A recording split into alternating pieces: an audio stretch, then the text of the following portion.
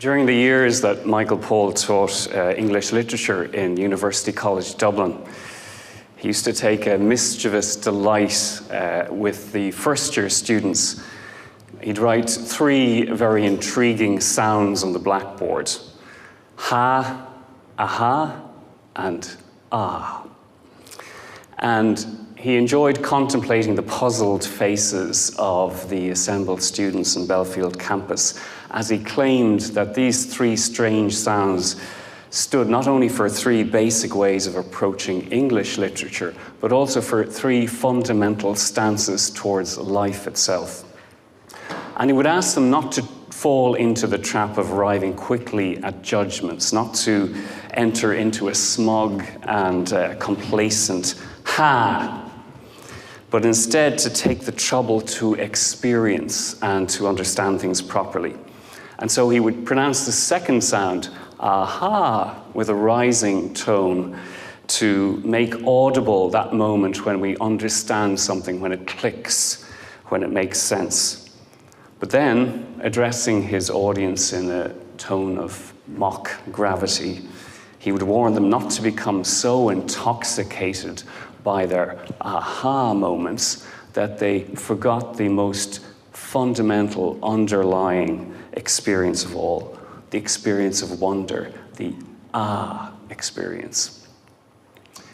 And for me, Michael Paul brought a liberating ah experience of fresh air to many individual Irish persons, especially students and young searchers, but also to priests, to religious, to leaders in the Irish Church. And later, when he went to Rome, he worked in a Vatican dicastery initially, and then in the Gregorian University. He brought that same wonder to so many students and Catholics from around the world. So he was really a wonderful messenger and a messenger of wonder. He had a disarming gift for helping people to arrive at the threshold of wonder in their own lives, to get in touch with their deepest hunger and desires, and to discover a God who is bigger than they dared imagine. And so Michael Paul was really convinced that some experience of wonder must accompany the beginning of the religious journey, because if we don't connect with that, he felt, we fail to not only connect with our own deepest longings, but also we fail to see that the core of God's revelation is an encounter of love. And there's often a temptation to begin by, especially for outsiders or people who are questioning, to begin by judging faith in a dismissive manner as nonsensical or irrelevant, that kind of ha approach, rather than experiencing it first. We rush into the judgment because we wrongly presume that faith is a body of intellectual knowledge, whereas in reality it's a love story, and we must begin by experiencing it. And then once we've had that initial experience, certainly we can then formulate questions as we endeavor to understand faith, the aha spirit. And finally, on the basis of that, we come to our judgments, a more measured ha. So also, what strikes me about that actually is that it shows too those three simple sounds that Michael Paul's knack for expressing difficult ideas, in this case, Bernard Lonergan's threefold dynamic structure of cognition, knowing as experiencing, understanding, and judging, into a very arresting way that's easy to remember. So I want to just talk today about how Michael Paul rehabilitated wonder, especially in the context of faith. And in the process, I'm probably going to give a sort of a general overview of his life and thought, even though I hadn't actually planned it that way, but that's the way it emerged. So, what is wonder? Well, as you know, the dictionaries usually define it as something like this: a feeling of surprise, a feeling of curiosity, even amazement and awe and admiration in the face of something that's unusual, that's strange, that's beautiful, remarkable. So wonder then is a feeling, an emotion, but it's not any kind of feeling. It's obviously a positive feeling. It doesn't emerge in a vacuum. It's a response to something. something that catches us off guard, that surprises us, that's unexpected, that stops us in our tracks, that maybe disrupts our habitual way of explaining or looking at the world. And it has an element of mystery about it. And I think that distinction of Gabriel Marcel between problem and mystery is a helpful way of approaching wonder. I could stand back from a problem and look at it in a detached way. I guess in the area of Michael Paul's specialty in theology, fundamental theology, faith has often been understood or approached as a problem, as a set of abstract truths to be understood and explained. And so then its doctrinal content is elaborated in an effort to demonstrate that it has a basic credibility. But Michael Paul would have felt that this kind of approach doesn't meet the hungers of our contemporaries. Who wants to utter words of prayer and praise to an unmoved mover, a first cause, a necessary being? As Martin Heidegger once said, before the causa sui, man can neither fall to his knees in awe, nor can he play music and dance before this God. A mystery, on the other hand, is something in which I find myself already involved and implicated. For example, Michael Paul was always struck by the challenge believers face to hold on to faith in a culture that questions it so much.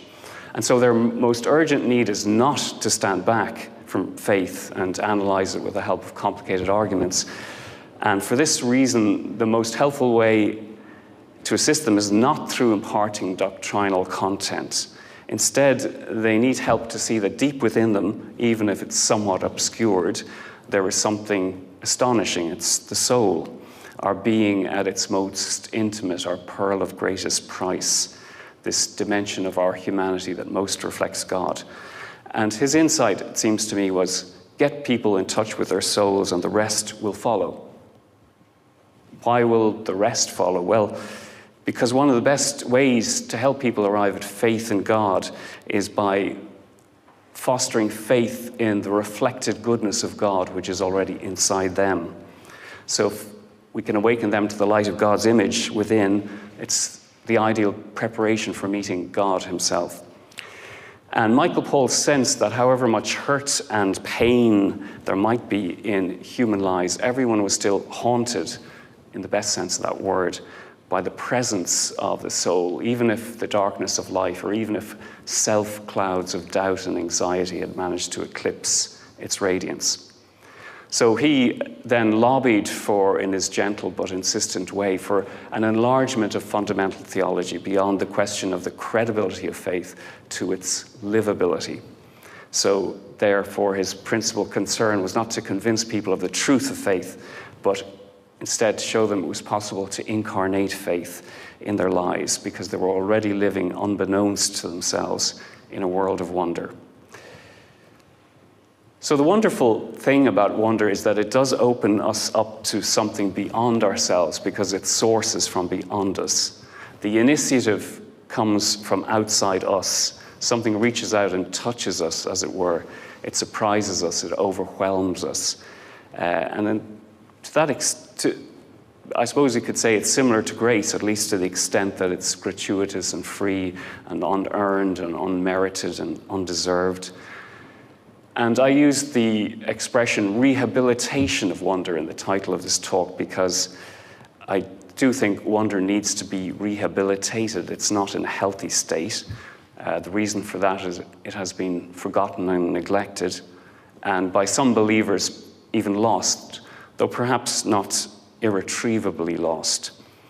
So I want to demonstrate that with the help of a poem, which I think is, you may have Francesca kindly distributed copies. And the late Seamus Heaney, who died in August of 2013, he wrote this intriguing short poem called In Illo Tempore.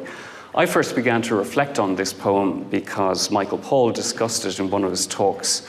And in the poem, I'll read it out in a second, but just to say a few introductory words, Heaney portrays two different worlds. He portrays the wonder-filled world of childhood where faith fits, and a much bleaker adult world where not only faith itself, but life has lost its point. It's not clear if the narrator of the poem is Seamus Heaney himself or if he's giving, as a poet, the account of someone else's experience. However, I'm inclined to see the lyric speaker and the poet as close, if not identical, for reasons that will become clear after I read the poem and when I go through it with you. But in any event, the identity of the lyric speaker in the poem isn't crucial, because I'm not using this poem to explore Heaney's life. I'm using this poem to throw light on wonder and the need for its rehabilitation. So let me try to read it out. The big missile splayed and dangled silky ribbons of emerald and purple and watery white. Intransitively, we would assist, confess, receive. The verbs assumed us, we adored. And we lifted our eyes to the nouns. Altar stone was dawn and monstrance noon. The word rubric itself, a bloodshot sunset. Now, I live by a famous strand where seabirds cry in the small hours like incredible souls. And even the range wall of the promenade that I press down on for conviction hardly tempts me to credit it.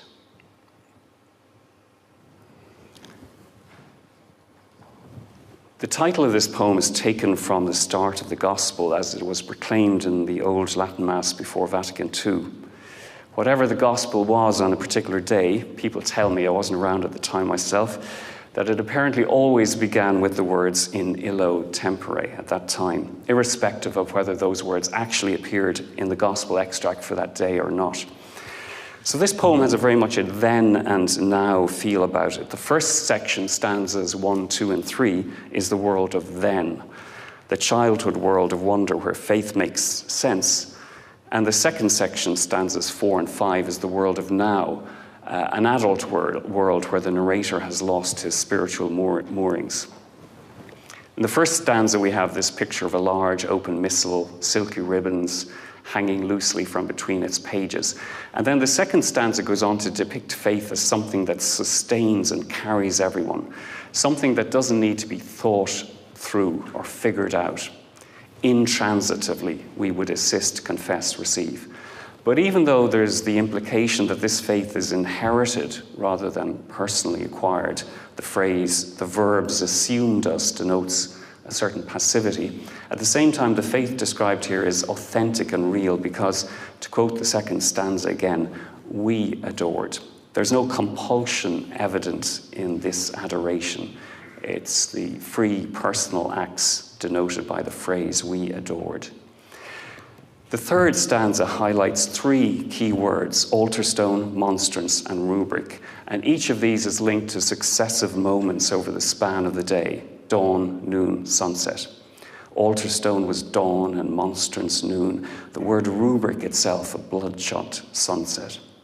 So the realm of the sacred envelops the whole day. The day begins with the sacred, since altar stone is called dawn. Then the monstrance, the large consecrated host, is often gold-plated and has rays emanating from its center, so it often looks like the sun in appearance. And since the monstrance is explicitly linked with noon, the Mass and adoration of the Blessed Sacrament are presumably placed at the center of the day. They are the high point of the day. The rubric originally meant the red letters that focused attention on important sentences in medieval manuscripts. And through associating rubric with the bloodshot sunset, Heaney probably links it with the blood of Christ and with the host, which is round like the sun. So therefore, even the evening is clearly linked with faith. So then, as we come to the end, that first part of the poem, we seem to be seeing the world of faith through the eyes of the young who find it full of wonder, warmth, mystery. They're presumably frequent mass goers, since specific items associated with the liturgy are thoroughly familiar to them. There's the altar stone, the missal, the monstrance, the rubric. And of course, when he was 12 years of age, Seamus Heaney won a scholarship to St. Colum's College in Derry. In fact, it's the only school in these Isles which has two Nobel Prize winners among its alumni, Seamus Heaney and John Hume. But each morning at the boarding school began with Latin, and in fact in an interview later he said, "For 5 years we had an annual religious knowledge exam, and at the same time we were living the liturgical year in a very intense way. A Latin Mass every morning, aware from the Missal of the feast day and the order of the feast, going to confession and communion," and so on. So let me turn to the second part of the poem, where we're suddenly in the world of the present. The fourth stanza, in fact, begins with the word now.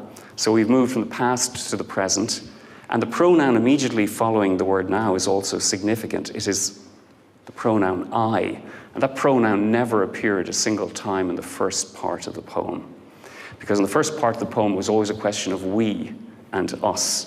But now it seems the community has gone. There's no group confessing, believing, and adoring. There are no sacred things, there are no missals or monstrances or altar stones. All we have is this individual who's alone, who's isolated. And we also notice there's a significant shift from day to night, because from light to darkness, because the speaker hears the sounds of birds in the small hours. From one point of view, the material point of view, he's probably better off. He lives by a famous strand. But there's something disturbing about the sound of these seabirds. To him, their cries are reminiscent of unbelieving souls. And so in the final and fifth stanza, the speaker finds himself at a promenade, and he presses down on the wall between the promenade and the sea, which should provide a shelter from the elements. And yet this so solid reality doesn't offer him the support he needs. Even this tangible wall lacks credibility. It doesn't offer him the conviction he seeks. As he says himself, he can't credit it, credere, to believe. So in a sense, the poem begins with Latin in illo tempore and ends with Latin. It's framed by Latin in a sense. But the poem ends on this note of sadness, despondency. He's not only literally near the sea, but figuratively he's at sea. There's no anchor, there's no foundation. He's adrift, he's lost the childhood, innocent faith he once had. So there's a sadness at what he's lost and a bewilderment at what has taken his place. It's worth noting, actually, that Seamus Heaney was born in the same year as Michael Paul Gallagher in 1939. Turns out they're both from the northwest of Ireland, different counties. Seamus Heaney was born on a farm in County Derry, and Michael Paul's native village of Colloquium in County Sligo was a village of about just over 1,000 inhabitants. And in fact, Michael Paul counted Seamus Heaney as a friend.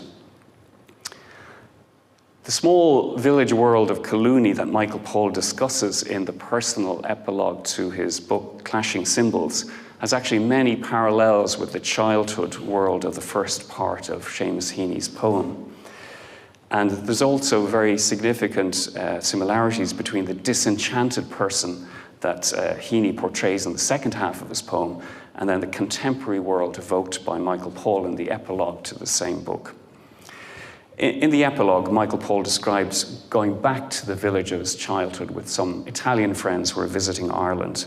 He said, "We went into the church where I had been an altar server for years. Everything seemed vivid like yesterday, except that yesterday seemed another world." And then Michael Paul contrasts this small, rooted world of Colloquium with the bustling metropolis of Rome, and he writes, "I find myself wondering about the religious roots or lack of them in the young people around me. I become aware of a whole range of nourishment of the spirit and the imagination that my childhood gave me. But these young Romans have had little opportunity of this kind. I imagine them, rightly or wrongly, as spiritually lonely. I sense them drifting on the surface of themselves. Where do they have languages of wonder that might open towards God?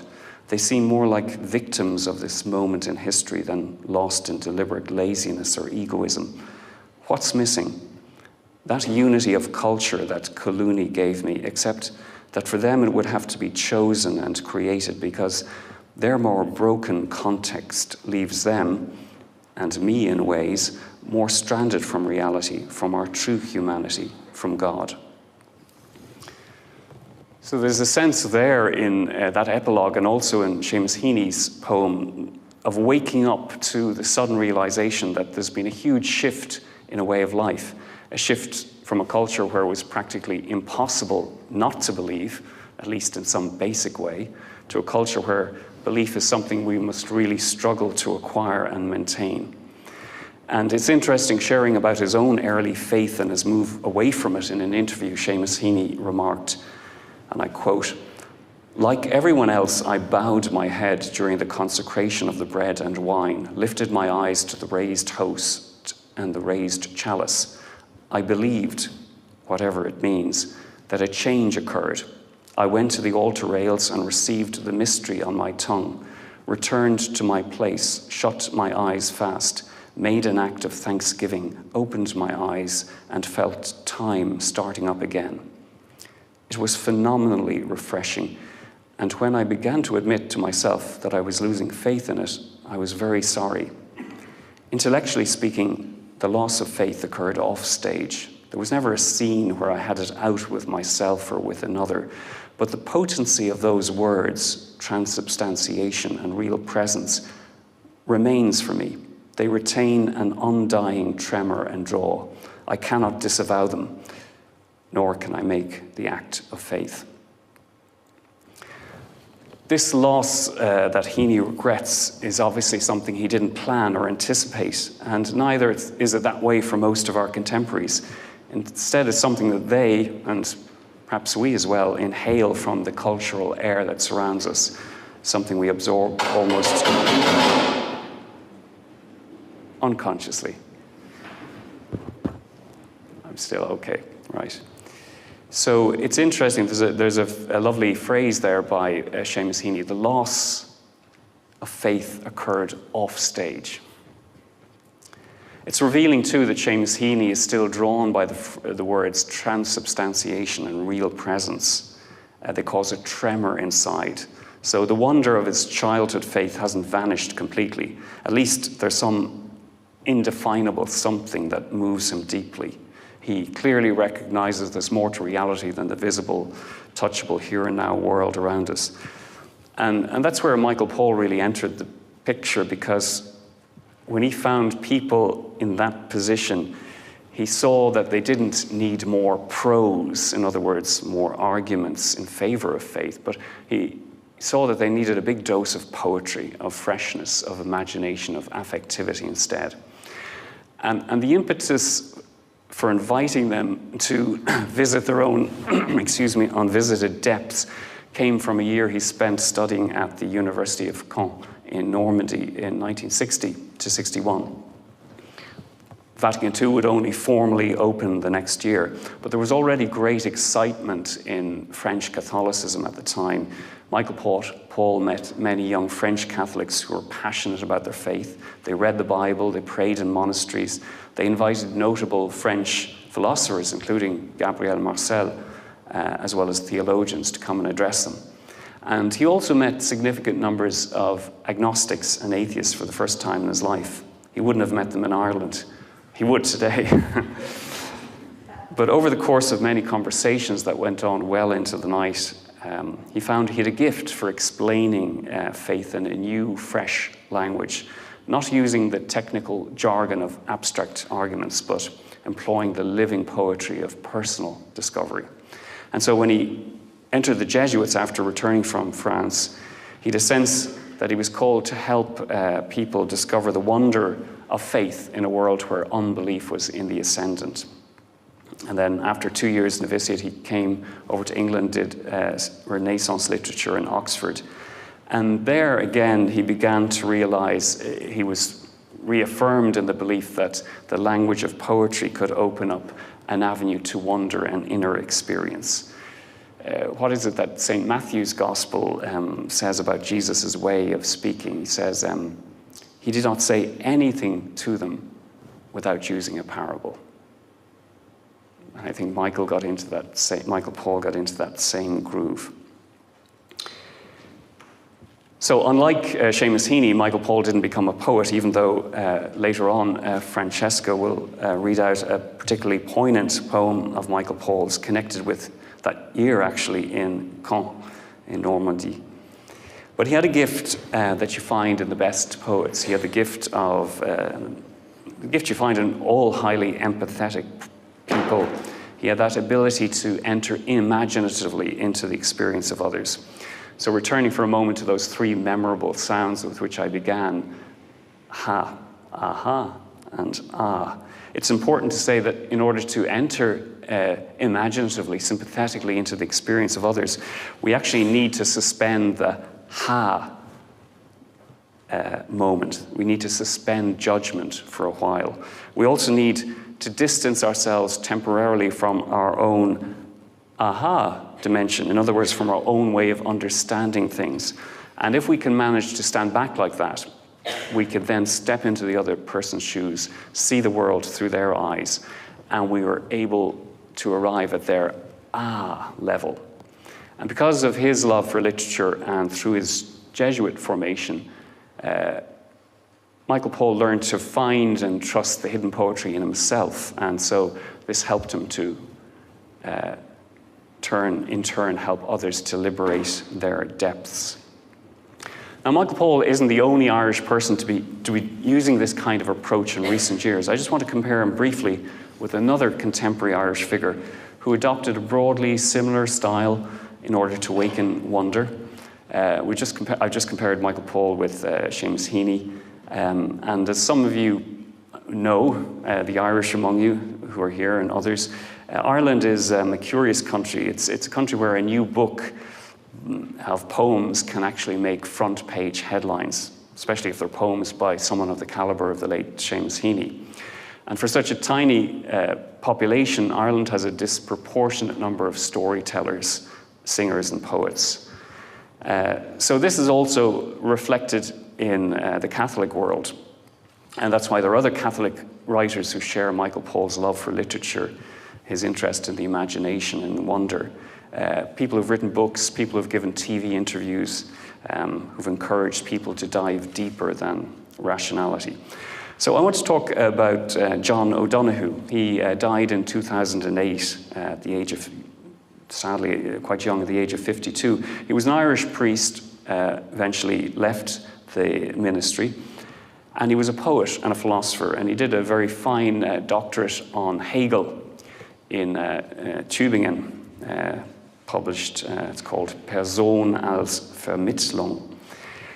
But John O'Donoghue's father was a stonemason, and I always feel that passed into the genes of John O'Donoghue because he had an extraordinary ability to hew and shape the most beautiful phrases, even from the simplest of words.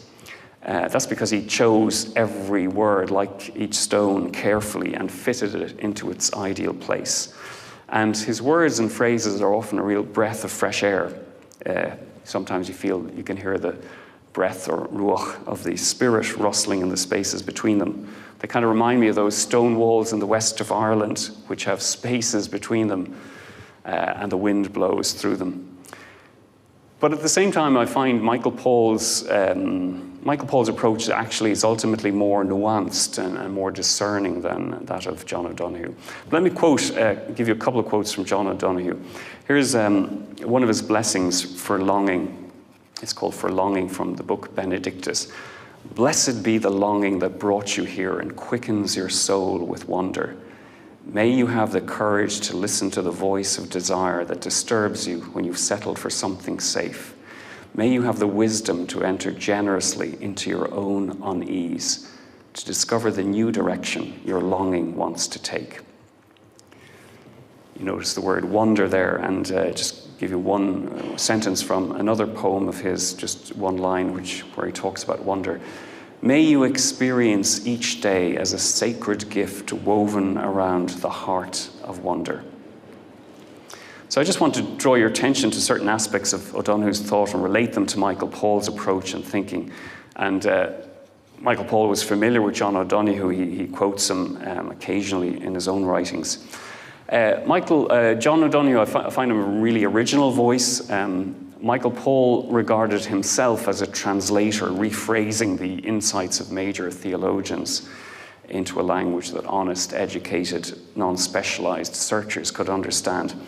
But O'Donoghue tended to speak a bit more in his own voice. And they both have, in both writings of both thinkers, there's allusions to many thinkers, but I've always the impression that O'Donoghue kind of chewed and digested things for such a long time that they became part of his own thought.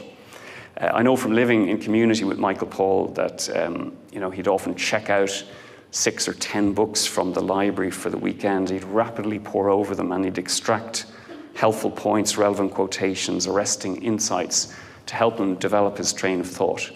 Now, I don't know how O'Donoghue read books, but my guess is that he may have wrestled for a longer time with a smaller number of texts, and so distilled something quite original as a result.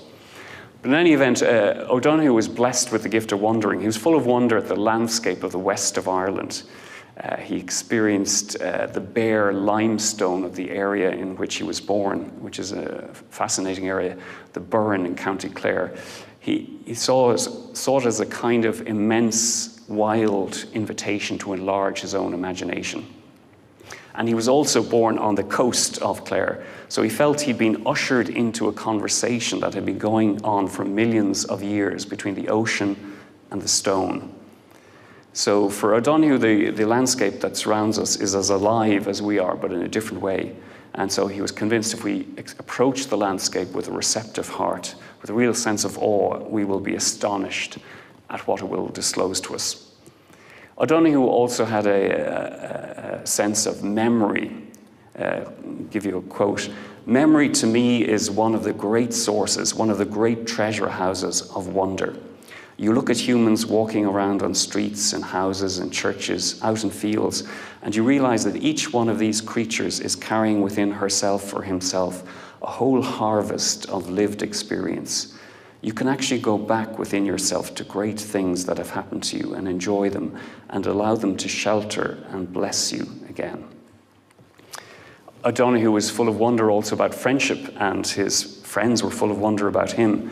One of them wrote after his early death, he said, "John was a love letter to humanity from some address in the firmament that we've yet to find and locate."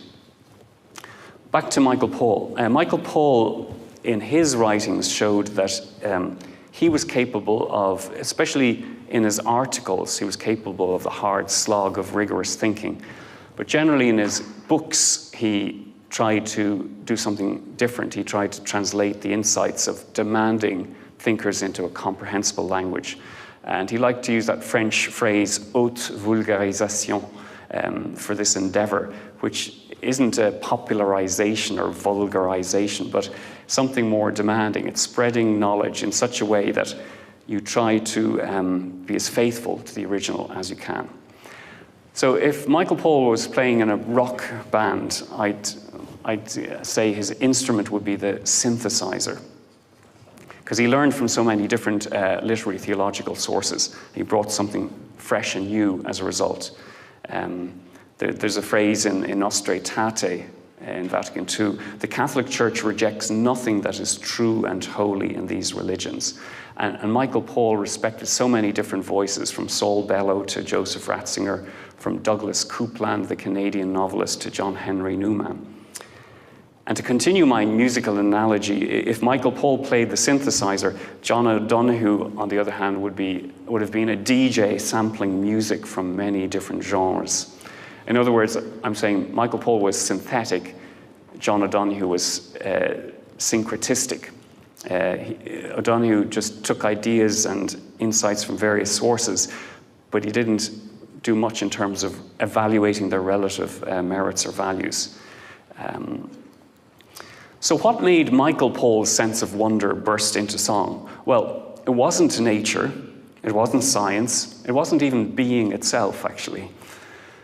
I say that slight tone of regret with my interest in philosophy. But anyway, I don't recall Michael Paul becoming especially animated at blood-red sunsets or copper beech trees or snow-capped mountains. So unlike John O'Donoghue, unlike Seamus Heaney, he didn't experience huge wonder at the landscape, even though he came from a very pleasant village, Colloquium, which is set in nice, quiet woodland in a beautiful county Sligo with many fantastic lakes that William Butler Yeats has immortalised in his poetry.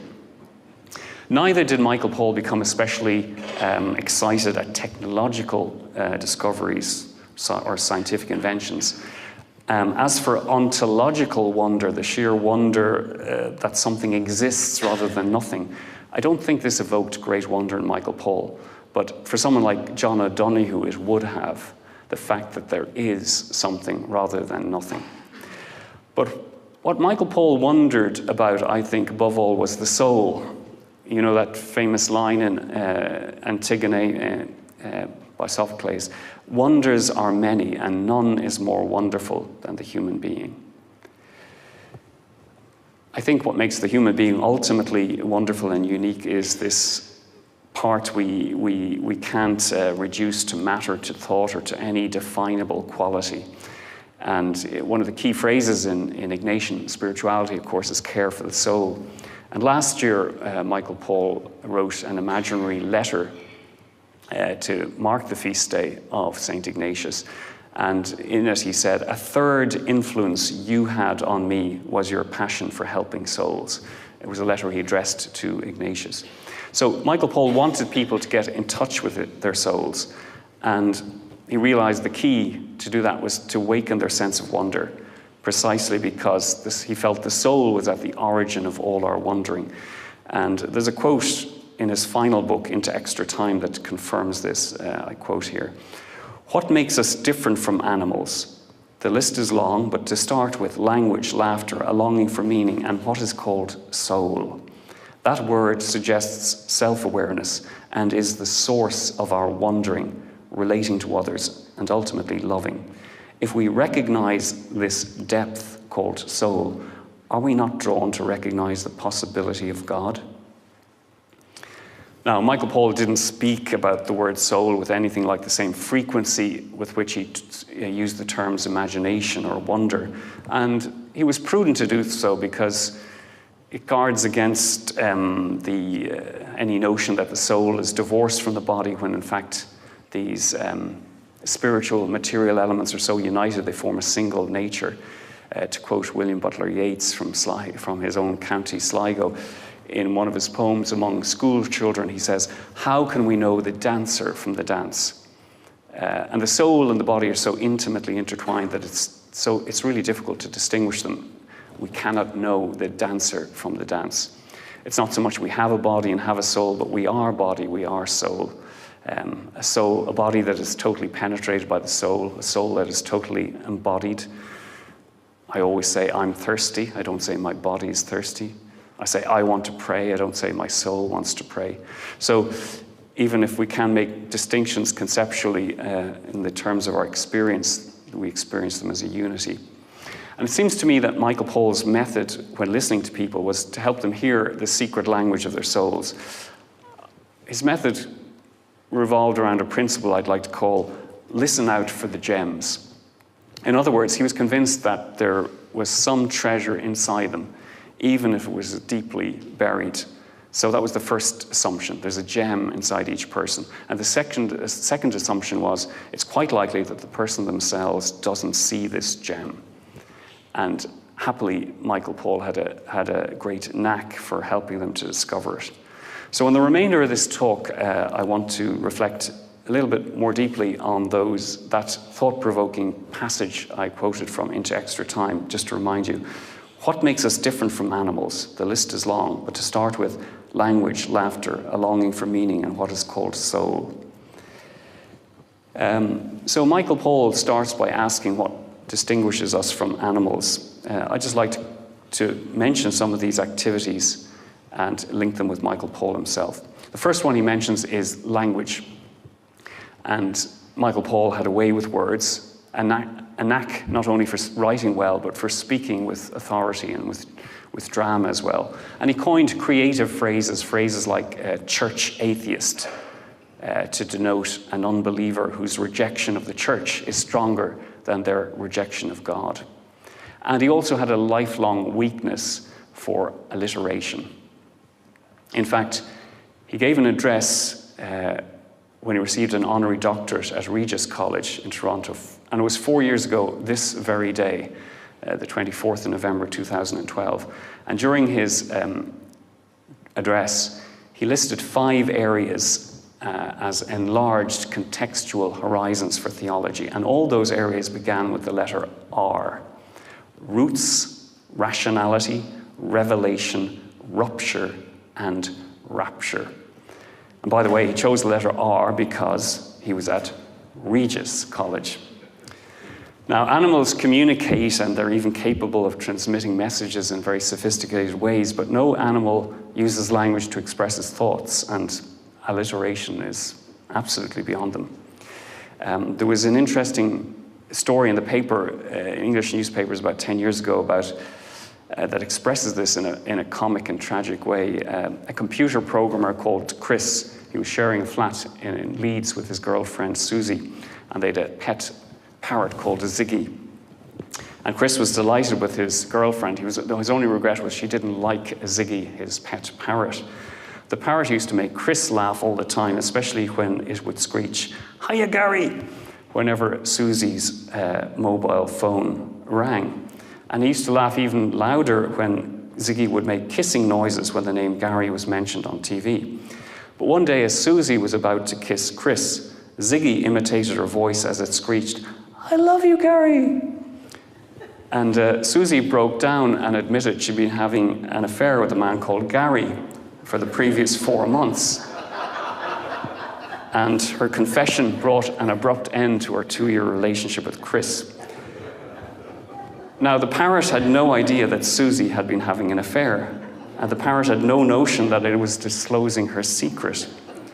And this was because the parrot had no idea what it was talking about.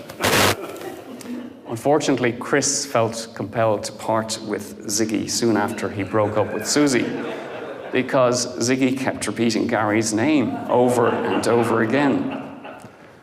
Of course, Ziggy had no intention of hurting Gary's feelings and putting him through this torture. It was simply mimicking the sounds it had heard Susie make. But as we know, when we speak, we express our thoughts and we reveal something of our souls. And when he was looking back over his life in the months before he died, as he looked back over his life in the months before he died, Michael Paul himself realized that there had been something of a parrot in his own way of speaking over the years, especially the language and style of his teaching. He realized that he hadn't been speaking enough out of his own soul, because for many years of his teaching career, he'd been effectively parroting professors for whom he had a high regard. One of them would have been Dennis Donahue, who was the chair in the Department of English at UCD, where Michael Paul taught for 20 years. He was there until he was snapped up by New York University. And interestingly, Dennis Donahue wrote a literary study on the imagination, the sovereign ghost, which Michael Paul actually reviewed in 1978 for the Irish Quarterly Studies. And it's intriguing in the context of what we're looking at now, the soul, that Dennis Donahue actually equates the imagination with the soul.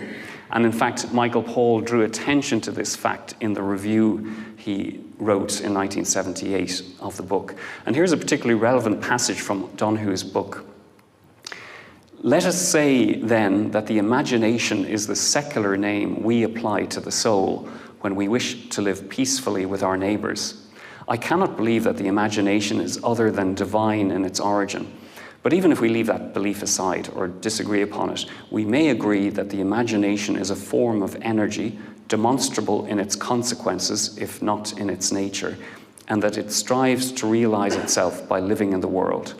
Like the soul, the imagination seeks to inhabit not only a human body, but a human world." It's a fascinating thought, and interestingly, the youngest of Dennis Donahue's 8 children, Emma Donahue, she's the best-selling author of a novel called Room, which was made into a film a few years ago. And her most recent novel from this September is called, of all things, The Wonder.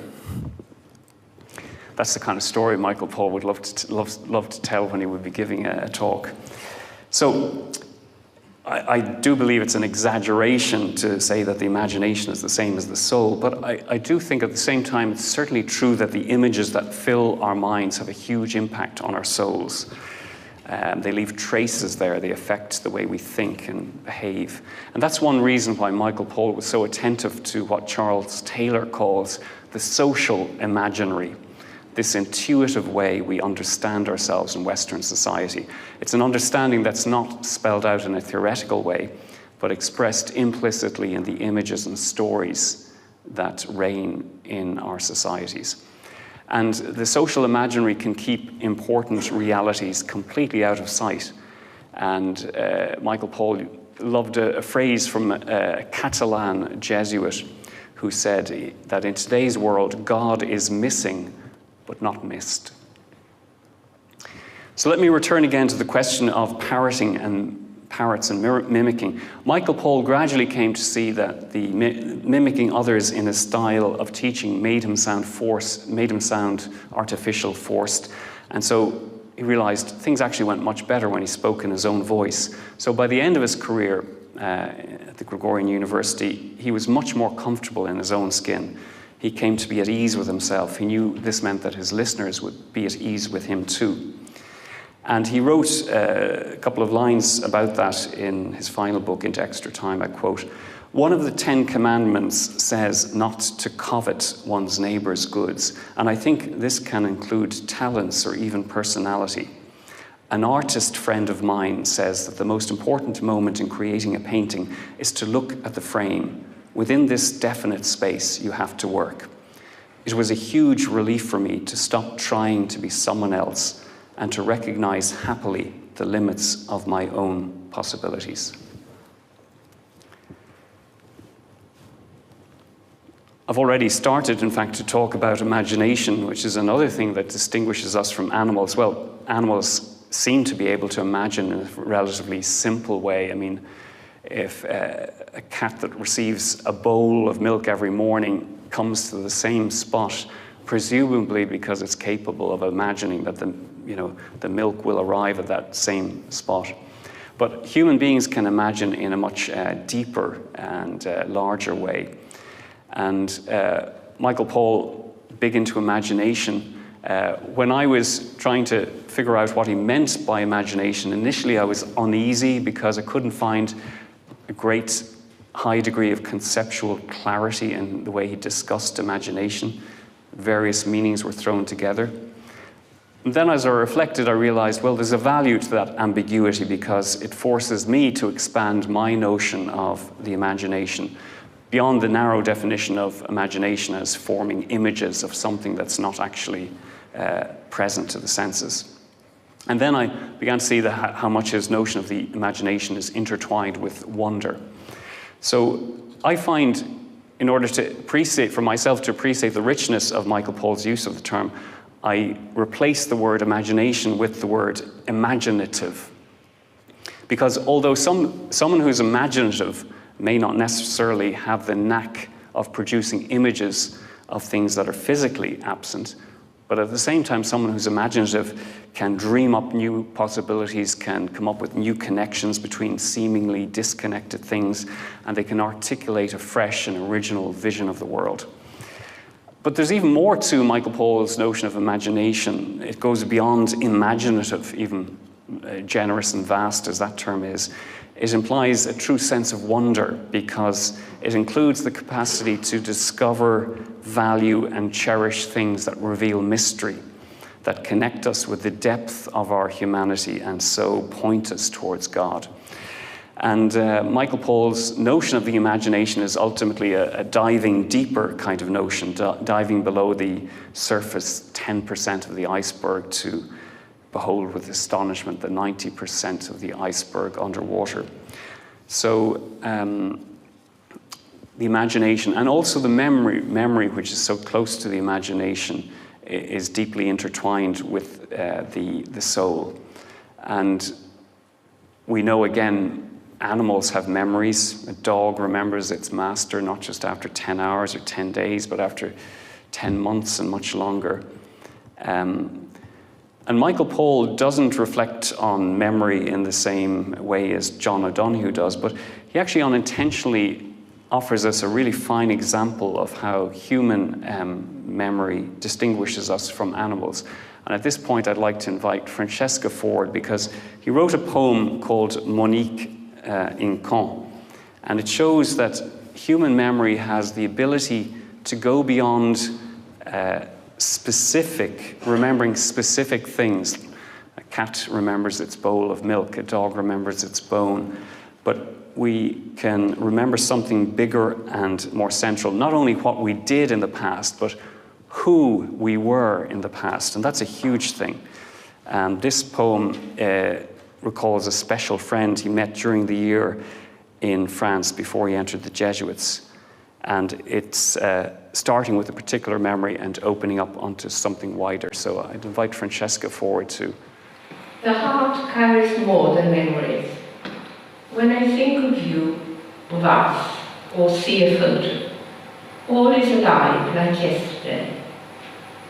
I wonder what happened to you, what you did with that tenderness, with the shy strength of your gaze.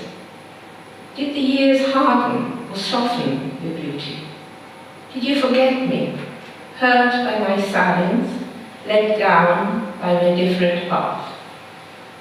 Or can you visit, as I do, wonder echoes of hands held and eyes knit, symbols of a love bigger than we were able for at 21, but changing me, at least, forever. Thank you.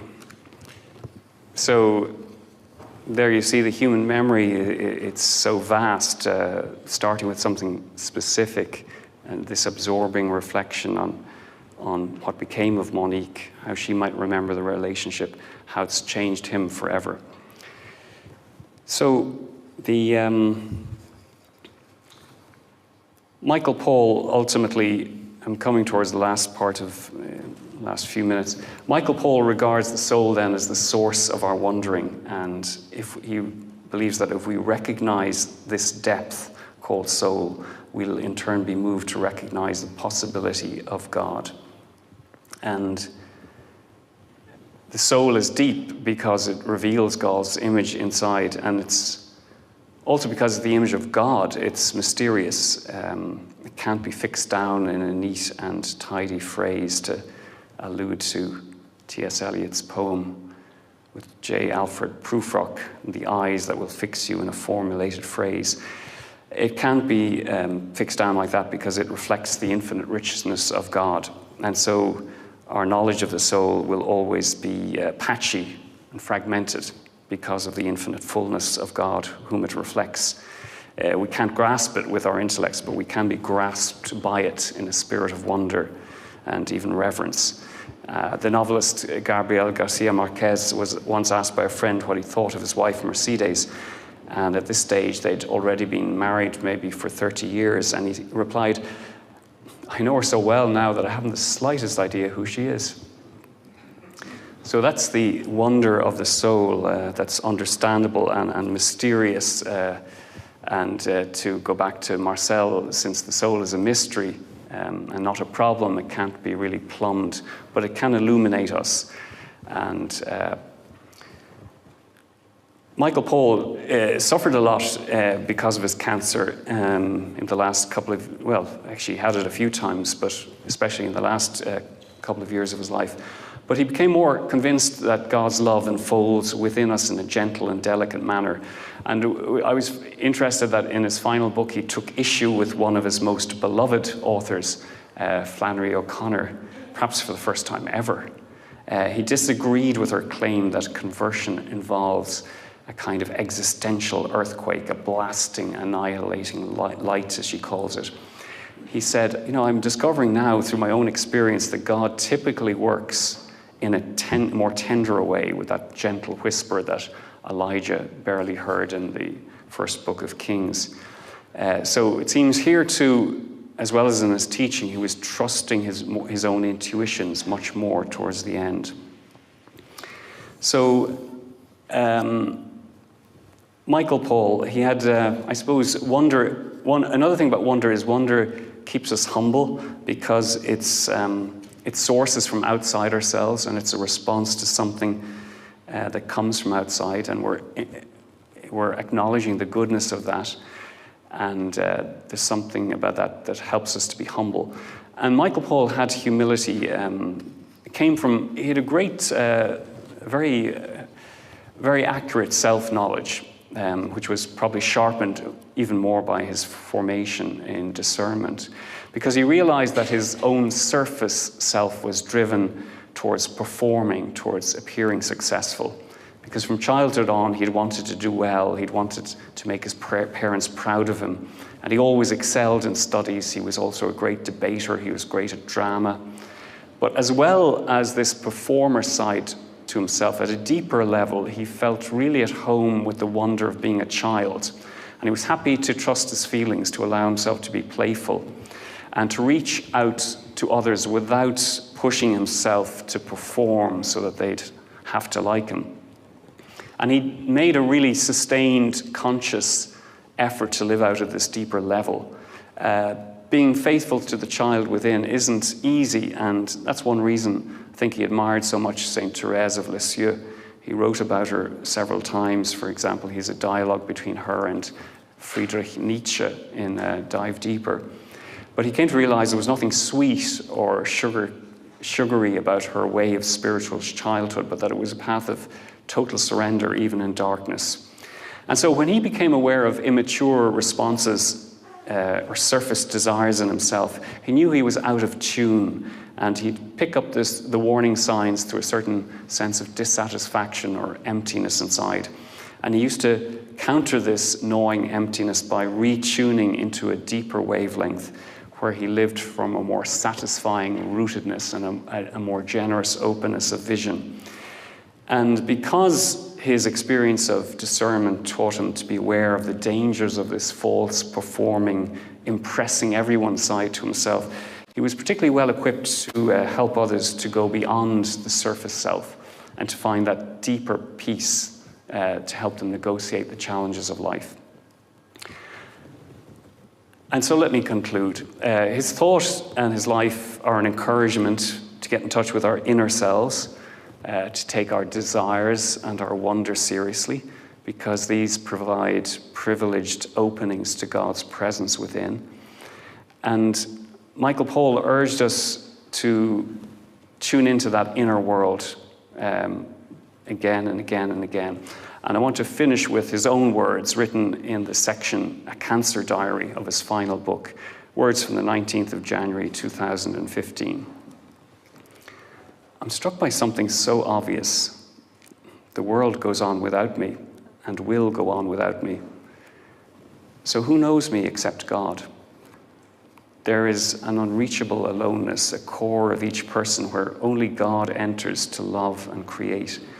It is a space of secret, often invisible belonging or intimacy, where nothing is without meaning, where eternity begins now, where all is being embraced in love. May Michael Paul rest in peace and rise in wonder. Amen.